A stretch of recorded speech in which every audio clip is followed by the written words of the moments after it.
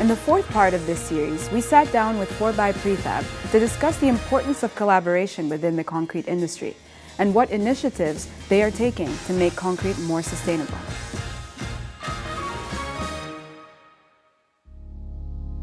If you look at concrete, it's made of cement, it's made of stones, sand, some water, and the polluting part is the cement. So we have to find an alternative binder because the cement is the lime between the stones and we have to find some other lime.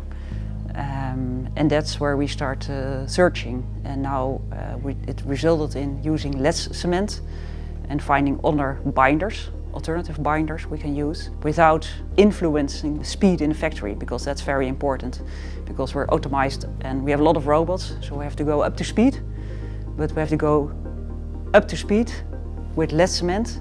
So that was the major challenge, but we find a solution, and now we have 40% less carbon footprint in the concrete. So if you look at our factory, we are a precast factory, so we can influence the mixture, but you can, as a designer or a structural engineer, influence much more in the chain of making concrete and making buildings. So first of all, always think, do we need a building? But let's say you need a building, then try to design it with less concrete. Okay, but then we have a building with concrete, and then we have to find a low carbon concrete.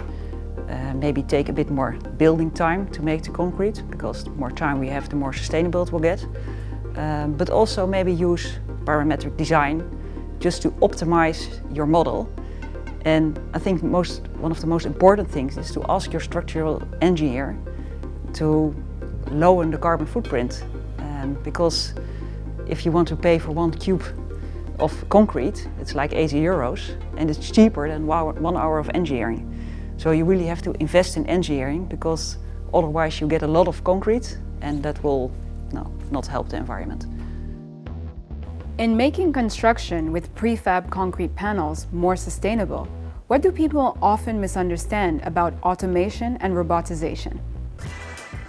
The automation and the robots are not really helpful in sustainability. That's not what makes it sustainable. It's really the mixture of the concrete that makes it sustainable. And what we changed in the mixture is to use less cement and replace it by another binder. So we replaced a bit of the lime with another binder, which looks more like geopolymer concrete. So from there on we could use less cement, and now the footprint is reduced with 40%. Well, we decided to share our innovation and to spread the word, let's say, and to make it an open journey. And we got a lot of attention by doing that. We got a lot of ideas from people who wanted to innovate together.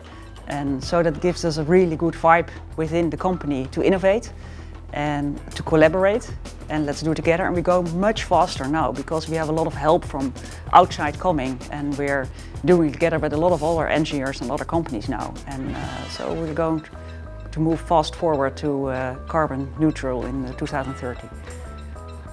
It's through the expertise, support, and collaboration with others that we can achieve sustainability in its truest form.